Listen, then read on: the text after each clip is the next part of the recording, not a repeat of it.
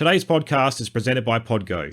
Podgo is the easiest way for you to monetize your podcast, providing podcasters with a flat rate for ad space so you always know how much you will get when you include an ad from Podgo. Apply today and become a member and immediately be connected with advertisers that fit your audience. That's podgo.co at podgo.co. And be sure to add Casting Through Ancient Greece in How Did You Hear About the Podgo section of the application. Have you been enjoying the series and want to show your support in some way? You can visit www.castingthroughancientgreece.com and click on the Support the Series button. Here you will find many ways you can help the series grow, from subscribing, getting involved in social media, and leaving reviews where you listen to your podcasts. Other options also include assisting with my Amazon wishlist for resources, and supporting the series on Patreon and Buy Me a Coffee. The support I have been receiving so far has been fantastic, so a big thank you to everyone who has been helping me grow the series. Now onto the show, and I hope you enjoy today's episode.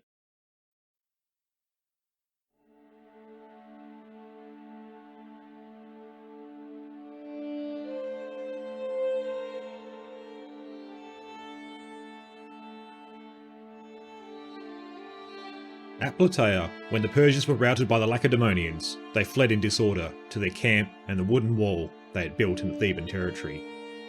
What really amazes me is that though they were fighting beside the grove of Demeter, not one of the Persians was seen entering the precinct or dying there. For the majority of the Persians who fell that day died on the unconsecrated ground, immediately surrounding the sanctuary. I assume, if this is necessary to assume anything about matters of the divine, that the goddess herself refused to admit them because they had set fire to her inner hall at Eleusis. Taken from Herodotus' Histories. Hello, I'm Mycale and welcome back to Casting Through Ancient Greece, Episode 32, Victory in Greece. We are now at a point where we have almost finished with the events of the first and second invasions of the Greek and Persian wars. Although to us the victories at Plataea and Mycale would seem to have ended the war, to the Greeks this was not so evident. Their actions in the Aegean and relations with each other, which we will see as we continue, would often be in response to the threat they saw the Persians still posing towards Greece. No formal peace was agreed to. The Persians would most certainly have not admitted to being defeated. As we'll also see, these responses would have massive ramifications for the relations and events within the Greek world, eventually ushering in one of the most violent periods in Greek history to that point. To the Greeks, they would have recognised the feat they had achieved at Plataea, where they had finally defeated Xerxes' land forces decisively. This would see the Persian army, who had twice captured Athens, and many other Greek city-states, burning them to the ground, being put to flight. They had remained on Greek lands for almost 2 years undefeated. Granted, their counterpart, the Persian fleet, had suffered a disaster at Salamis, which would weaken the army's position, but they still remained a formidable force.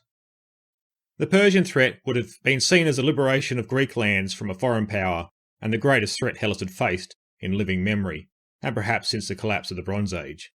Although the Greeks saw their victory at Plataea as a monumental feat, described as the greatest victory by Herodotus, the Persians, on the other hand, had not suffered a defeat on the same magnitude. Although still a defeat, the Persian Empire would remain intact and still as powerful as ever. In fact, it would be reasonable that Xerxes could portray the campaign as a victory to his subjects.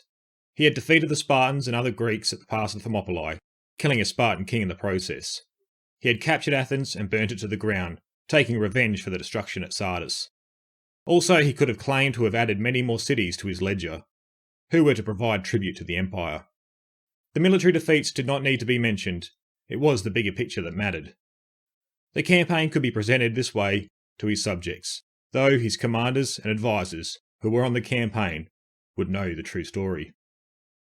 Persia would still go on to exert its influence into Greek affairs for decades to come. Persian gold would enter the treasuries of many Greek city-states, where it helped assist Greeks fighting one another. If Plataea saw the clearing of the Greek forces from Hellas, Mycale would see the Greeks taking the war to the Persians. Mycale had been fought within the lands of the empire on the coast of Anatolia. The victory here seeing the beginnings of a second Ionian revolt, and the throwing off of the Persian yoke for many of the Aegean islands. With the defeat of the second Persian invasion, the Greeks now had to turn to important matters to help defend themselves from another invasion. Paying honour to the gods who assisted in their victory over the Persians would be of utmost importance to ensure they would keep favour with them. There was also the matter of the many Greek city-states that had decided with Xerxes, or Medized. How would the victorious defenders of Hellas treat these traitors? Lastly, the Greeks had come together under the Hellenic League in an attempt to defend Greece with some sort of unity. But as we have seen, the League threatened to collapse on more than one occasion. Attempts would now be taken to set up a league on a larger scale to prevent another incursion by the Persians, and attempt to create a larger and stronger united Greek alliance. As we will see as the series continues, this last measure would have extreme ramifications for all of Hellas. The influence the Greeks saw the gods having in their wars was taken extremely seriously. In Homer's epic poem, the Iliad, we can see how they saw the tides of war and the fate of all involved tied up in the whims of these divine beings. Even by the stage of the Greek and Persian wars, centuries later, we have seen how the Greeks had viewed their divine intervention throughout the Persian invasions. Before the Battle of Marathon in 490 BC, Phidippides would encounter the god Pan on his run to Sparta. Pan would be seen to go on to incite panic amongst the ranks of the Persians at the Bay of Marathon, once the battle took place. Before the Second Persian invasion, many Greek city-states would send delegations to the oracle at Delphi to obtain prophecies from Apollo in how they should meet this threat. Athens received doom and gloom until finally receiving something with some wriggle room, while Sparta received something of an ultimatum, their city only spared if one of their kings was killed. Though many other city-states had also consulted Delphi for advice on the various courses of action they should take. The gods in control of the winds would also assist in the defence of Greece. Before the first invasion, the Persian fleet was wrecked just off of Mount Athos. Then during the second invasion, Boreas, the north wind, would destroy a number of Persian ships before Artemisium. Once Athens had fallen to Xerxes and the Acropolis razed, Athena, the patron goddess of the polis, had shown she had not yet abandoned the city, with her gift to the city, the olive tree, sprouting a new shoot the next day. These, plus many more examples, show how the Greeks saw the gods assisting in battles and their fortune during the war. They would also be consulting the gods before making any decision to march or engage the enemy, wanting a favourable omen before proceeding. Now that fortune had favoured the Greeks, it was now time to ensure that the proper respects were shown to the gods, who had helped secure a Greek victory, or risk angering them, and some calamity that could follow. For anyone who has read Homer's epic poems and are familiar with Greek mythology, you would understand how fickle the gods can be. As we have seen, the Greeks after their victories would devote 1/10 of any spoils of war that they would gather to show their appreciation to the gods.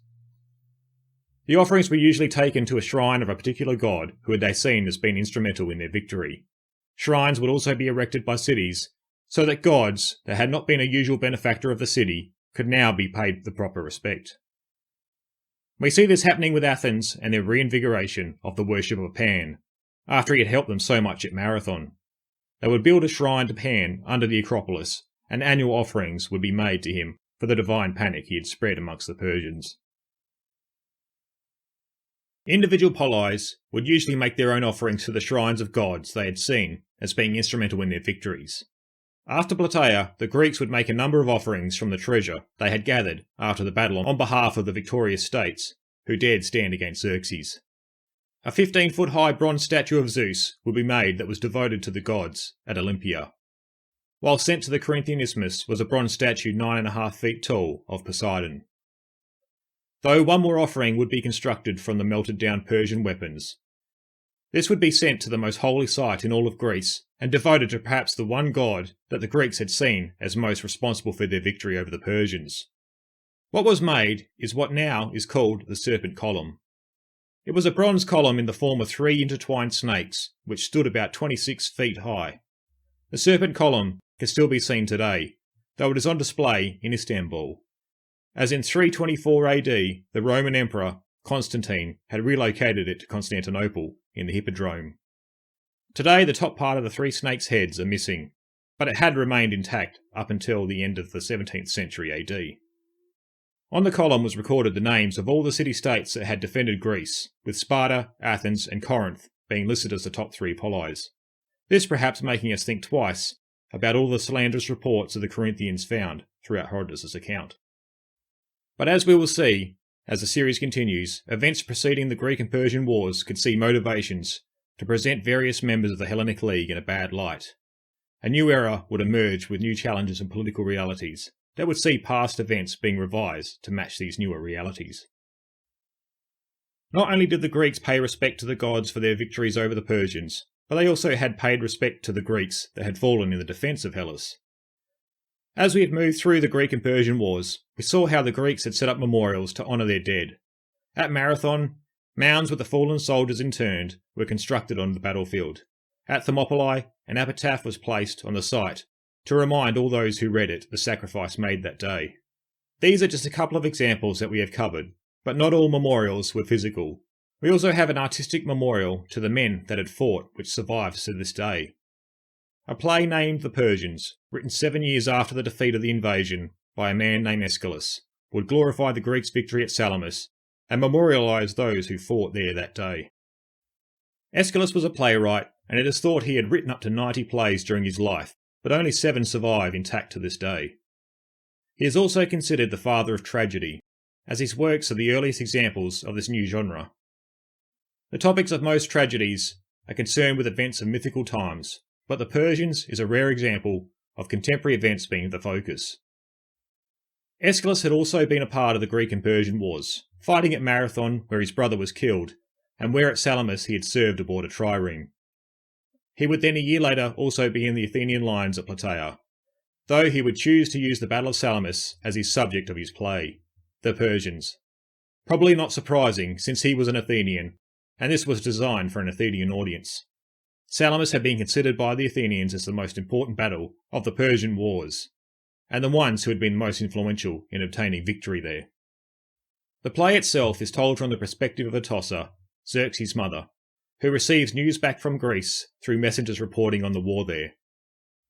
This is where the main narrative of events in Greece takes place, but we also get an explanation to why Xerxes failed when Atossa visits her dead husband, Darius, at his tomb. Darius' ghost invokes the notion of hubris, all too familiar to the Greeks. The play would win first place in Athens when it was first performed at the Dionysia, presumably to a very enthusiastic audience. The play itself is not a literary history of the battle, and is quite clearly written with an Athenian audience in mind. I guess a helpful way to think about Aeschylus' work is to think about how today history is told in the movies. The basic elements of the historical makeup are there, but a healthy dose of drama and creative license is also taken to appeal to the target audience. As we can see, the victory at Plataea had marked a point that saw the defeat of the Persian invasion of Greece, though this was recognised in hindsight, with the memorials and dedications following in the coming years after the battle. At the time, it wasn't clear if the Persians would mount yet another invasion. The actions taken by the Greeks after the Battle of Plataea and Mycale would show that operations continued to ensure the Persians were defeated, and eventually this would change to an active policy of preventing any more Persian invasions. But first, the victories had not seen the Greeks pack up and head back home. They would continue mopping up operations in the aftermath of Plataea and Mycale. We saw a couple of episodes ago with the victory at Plataea, the Greek army had remained in the plains of Boeotia. Pausanias had arranged the gathering up of all the treasure that could be found in the Persian camp and on the fallen soldiers. There was also the matter of the burial of the Greek dead, which would take place. These activities around the Boeotian plains would go on for some 10 days, before other matters would need to be dealt with. Looking across the plains, the city of Thebes would have been visible to Pausanias in the distance. They had been one of the largest city-states in Greek lands to have cooperated with the Persians, and had taken an active role in fighting against those cities that had defended Greek lands. It probably wouldn't be too much of a stretch to suggest that in the aftermath of Plataea, when one mentioned the term Medizer, Thebes would have been first thought of. We need to keep in mind that Thebes was governed by an oligarchy, with the rich noblemen in control of politics. Though it appears that factions had existed, and there was an element within Thebes that was against cooperation with the Persians. We saw at the Battle of Thermopylae a contingent of 400 Thebans fought in the pass against the Persians. Herodotus has these men as being held as hostages and forced to fight, where they are then presented as surrendering to the Persians at the first opportunity. But there are also hints that these men were a part of the faction that opposed submission to Persia, as suggested by Diodorus. The version in Herodotus' histories may well have been influenced by later political developments between Athens and Thebes. With the Persians having withdrawn from Greek lands, the Thebans were on their own, and Pausanias, now 11 days after the victory at Plataea, saw that it was time for them to answer for their actions. In the Greek camp, Pausanias had held a conference where it had now been decided that a demand be put forward for the surrender of the leaders of Thebes, who had been the driving force behind the pro-Persian policy. If they refuse, then the city would be attacked and the city would be besieged, to force them being handed over. The army would have been assembled to march under Thebes before the messengers demanding the leaders' surrender went in. They would have not wanted to have risked the ringleaders being able to escape without answering for their crimes. With the army now preventing any attempts of escape from Thebes, the demands went in. Though initially they were rejected. Pausanias' army now established themselves for a general siege of the city, and would now begin to ravage the countryside around Thebes, where the farming lands would have laid. We're also told that assaults on the city walls were conducted, though presumably these were not successful, as we don't hear of the city falling. These activities would continue for some 20 days, we are told, until one of the leaders proposed that they should surrender themselves. Herodotus has him presenting to the Thebans, "The Greeks are determined not to raise the siege until either the town is taken or you hand us over. Very well, then Boeotia must not suffer any longer, just because of us. If what they really want is money, and the surrender of our person is the only pretext, then let us give them the money out of the public funds. For it was with public approval that we joined the Persians. If on the contrary it is we whom they want, we will give ourselves up to answer their charges." Though one must wonder how accurate this was, the line about public approval raises an eyebrow, since the people had very little say on the policy in an oligarchy. Perhaps the nobles were looking to bribe Pausanias so as to avoid having to answer any charges. Though with Thebes being the embodiment of the Medizer, money wasn't going to make this problem go away. Even if Pausanias was more interested in the money, he could not accept the bribes without preventing his own downfall. Though one must wonder if some money did make it into the pockets of the right person, as we do hear of another of the Theban leaders was able to escape. With Pausanias accepting nothing short of the Theban leaders' surrender, they were now forced to accept. With the city under siege and their source of food destroyed or under Pausanias' control, they may well have faced a very angry population and the very real prospect of being lynched in the city. Surrender now seemed like their best option. Perhaps while they waited for a trial they expected to take place, individual bribes could see them slip away from having to answer their charges. Unfortunately for the leaders who had handed themselves over, no trial would take place. The emotions of the traitorous behaviour towards Hellas were still too raw. Pausanias would now dismiss the majority of the League's army, though one would imagine a small portion might have remained in Boeotia. The Thebans' pro-Persian ringleaders were now transported back to the Isthmus, to the polis of Corinth, where on their arrival Pausanias would see to it that they were executed for their crimes. The Greek fleet that had defeated the Persians at Mycale would also remain on operations after their victory. The treasure had been collected and the Persian ships had been destroyed in a massive bonfire, most likely visible to the Ionians and Miletus. With this all taken care of, Leotychides now ordered that the Greeks sail back to Samos, the closest friendly port that could support their fleet. From here, the commanders would convene on matters in the wake of their victory over the Persian fleet, and how to proceed from here. The first order of business had to do with the Ionians along the Anatolian coastline, and who had been incorporated into the Persian Empire. The Persian grip on their cities had been severely weakened, but for how long? 20 years earlier they had gained what seemed to be their freedom, but only after a few short years their revolt was crushed and many cities suffered badly for their involvement. The Spartans and other Peloponnesians put forward a proposal that the Ionians be resettled back in Greek lands on the other side of the Aegean. They added to this that they be resettled in regions of those who had assisted the Persians during the invasion. This would allow the Persians to take back control of the Anatolian coast without further bloodshed. Their reasoning being that it was almost impossible to protect the Ionians from the Persians enacting vengeance once again for another revolt. They could then ensure the Ionians' safety in lands they had a firm control over. To guarantee the Ionians' freedom in Ionia would surely take a large amount of resources, plus a commitment of men and ships that would see a great deal of their military strength deployed abroad on a continual basis. To the Spartans, this was not a desirable prospect. Their army victorious at Plataea would soon be returning home along with the unprecedented force of helots who had accompanied it.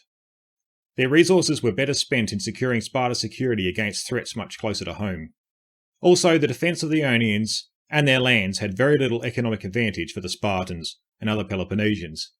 If anyone would benefit from the Ionians remaining in their lands, it was the Athenians, and they would argue against the proposal put forward. The Athenians bitterly disagreed with this path put forward in regards to the Ionians, and reproached the Peloponnesians for interfering in matters regarding Athenian colonists. As you may remember, tradition had it that many of the Ionian cities had been founded by expeditions sent out by the Athenians, with the Ionians and Athenians having much closer cultural and ethnic ties than that of the Doric Spartans. Many of the Medos and Greek city-states had been north of the Peloponnese, therefore much closer to Attic territory. Resettling the Ionians throughout these lands would completely change the regional dynamics, this potentially seeing the Athenian trade networks with much more competition, as the Ionians were also built on a trading tradition. The Athenians also did not want to see the Anatolian coast and areas around the Hellespont depopulated of Ionian Greeks, as they had economic interests here. Their trade across the Aegean was one factor, but probably more important was their access to grain that had to travel through the Hellespont, from the Black Sea. With the Persians firmly in control, the Athenians would be at the mercy of how they would manage trade through the area. For Athens, they had been steadily growing and had to secure grain from elsewhere, as their lands could not produce the amount and quality needed. For Athens to prosper, this trade route would become more important than ever. Fortunately for the Athenians, their vigorous opposition would see that the Spartans and other Peloponnesians dropped this policy regarding the Ionians. While at Samos, a number of other allies would be added to the League's members. These were mainly the islands in the Aegean, close to the Anatolian coast, who had assisted in the Greek cause in one form or another during the Persian invasion. Representatives from Lesbos, Chios, Samos, and others had collected in the Samian port, where they would swear an oath to the common Greek cause. This would effectively see a belt of islands close to Ionian lands and Athenian interests being able to provide closer support and act as a first line of defence against any further Persian designs on Greek lands. Having this league with allies stretching this far from the mainland would also see the Greeks in a position to respond to Persian aggression much earlier, not having to wait for them to arrive on their shores before acting. In the short term, it would allow the Greek fleet to continue operating against the Persians all along the Anatolian coast with a greater degree of security, with friendly ports nearby.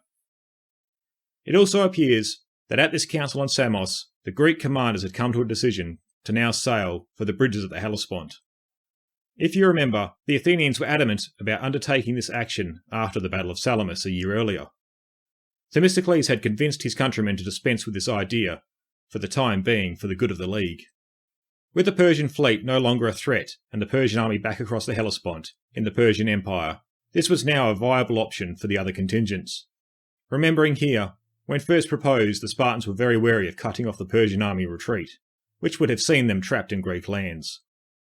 So it was now decided that the fleet would set sail for the Hellespont with the intention of the destruction of the bridges there. The Greek fleet now headed north up between the Anatolian coastline and the Greek islands off the coast. Unfavourable winds seemed to have caught the fleet at one stage in their voyage, and they were forced to anchor at Lekton, on the Anatolian coast, just north of the island of Lesbos. Once conditions were right and the fleet had reassembled, they set out once again. The last leg of the voyage was much shorter, with the Greeks making for Abydos, just inside the Hellespont. As the Greek fleet sailed into the Hellespont and neared Abydos, they would have noticed that there were no great bridges stretching across the expanse joining Asia to Europe. What these bridges were meant to look like would have been in the imagination of every man, as they had all heard of rumours and reports, but they would not have seen them for themselves. One wonders if Leotychides and Xanthippus were unsure if they had received reliable information when they could not be seen. Were they even in the right spot where the bridges were constructed, or had they been built further along? Once in Abydos, it was confirmed that the bridges had once stretched from here, but had been dismantled. Although it also seems likely that they would have learnt, or at least heard rumours, the bridges were no longer in place when they were at anchor at Lekton. Lecton was on the coast and would have most likely seen much of the shipping that would have travelled the trade route that went through the Hellespont. With the bridges no longer in place, Leotychides saw this as being the end of operations for the campaigning in the Aegean. With the campaigning season drawing to a close, he saw no reason to remain at sea, especially since the weather for sailing would only deteriorate from now. Perhaps the winds that forced them to anchor at Lecton, that the best of the favourable weather for campaigning was now behind them. Plus the Spartans had always been wary of conducting campaigns far from their home territory, and the last time they had ventured this far from Sparta was nearly 50 years ago, in their expedition against Samos, which did not end well for them. Now at this stage there was nothing in the Aegean worth keeping them and their Peloponnesian allies at sea. Well, for now anyway, as their absence would have consequences in regards to the leadership role within the League. With that, they all sailed back across the Aegean to their home territories on the Peloponnese. The Athenians, on the other hand, had great economic reasons to remain in the area. As I have pointed out, a large part of the wheat Athens required to feed its ever-increasing population came from the regions around the Black Sea. The trade route that linked the two ran right through the Hellespont, where currently the Persians could interrupt this flow of trade. The Athenians had their minds on securing this network and their food security. So as the Spartans and other Peloponnesians sailed for home, the Athenians began to plan for reducing Persian control in the area. It appears that the main garrisons were on the other shore of the Hellespont, on what is known as the Chersonese, or the European side. Xanthippus now focused his planning on taking his Athenians across the Hellespont and focusing their effort on taking the city of Sestos. Sestos was the main administrative centre of the region, and saw the main Persian garrison being stationed there. Sestos was also the place where once Xerxes' bridges had been dismantled, the great lengths of cables constructed of flax and papyrus were taken to be stored.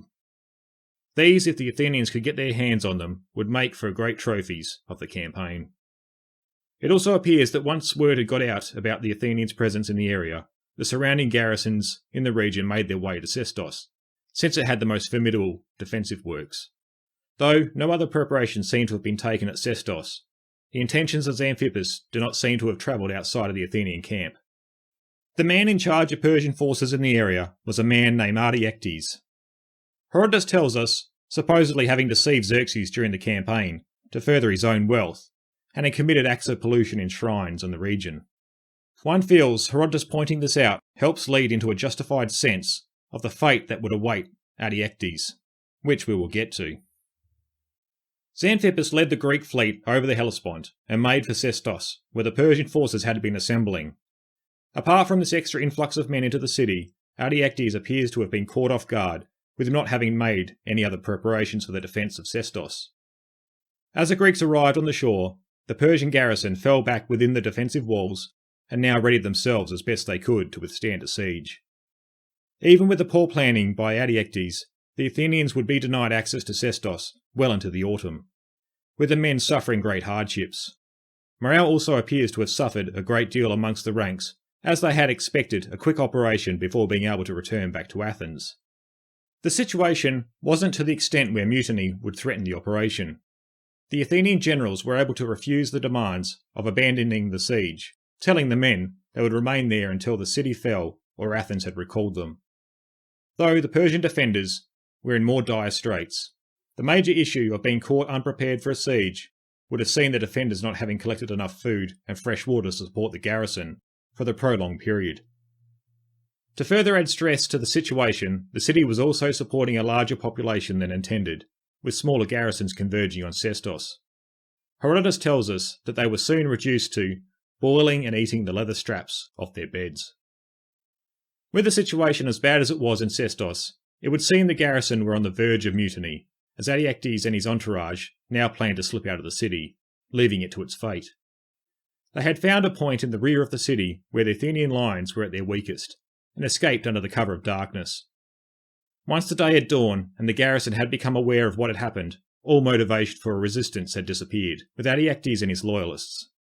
The Athenians were informed of what had taken place over the night, and the gates of Sestos were open to them. Part of the Athenian force now entered Sestos to take control of the city, while the great part of the force went in pursuit of the fugitives.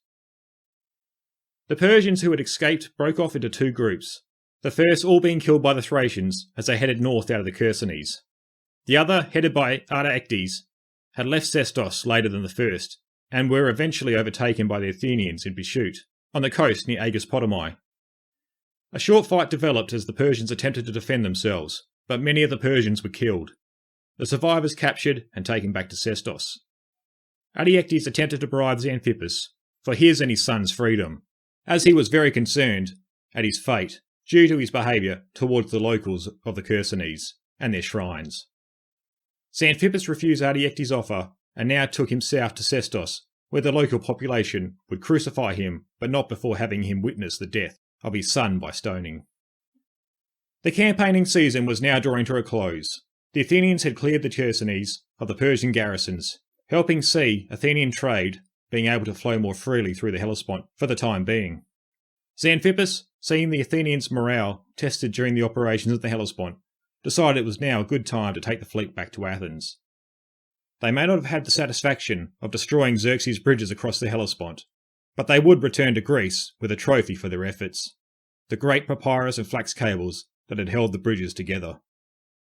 On their return, the Athenians would dedicate these to their temples, giving thanks to the gods who had been so instrumental in their victories during the defence of Greece. With the victory over the Persians on Greek soil and the successes across the Aegean, the story does not end with a happily ever after. Events would continue in and around the Aegean as a result of the Persian invasions. The campaign in Anatolia and the Hellespont had marked a transition in the Greek and Persian wars. Hellas had now been defended, and the Greeks had taken the war to the Persians themselves. It has become clear over the episodes that the wars against the Persians were a defining moment in the minds of the Greeks. It would come to define a generation and would shape Greek affairs and the history for time to come. The victory was seen as a monumental event and remembered as such. But how did the Greek victory affect the Persians, and what was the impact of the defeat they had suffered? This balance of victory and defeat would not be a zero-sum game. Next episode, we will turn to looking at the possible motivations the Persians had during the invasions, and why they had acted as they did. We will also look at what their defeat meant for the empire, and how they may have viewed the outcome. Finally, we will then turn to reasons that may explain the Persians' defeat in the various battles and their war overall. Thank you everyone for your continued support, and a big shout out to all those who have found some value in the series and have been supporting it on Patreon and other various ways. I would like to give a big shout out to the latest member to join the series over at Patreon, so a big thank you to Jeff Murray. Your contribution is greatly appreciated. If you have also found some value in the show and wish to support the series, you can head to www.castingthroughancientgreece.com and click on the Support the Series button, where you can discover many ways to extend your support to helping the series grow. Be sure to stay connected and updated on what's happening in the series, and join me over on Facebook or Instagram at Casting Through Ancient Greece, or on Twitter at casting_Greece. And be sure to subscribe to the series over at the Casting Through Ancient Greece website. I hope you can join me next time for episode 33, Persia in Defeat.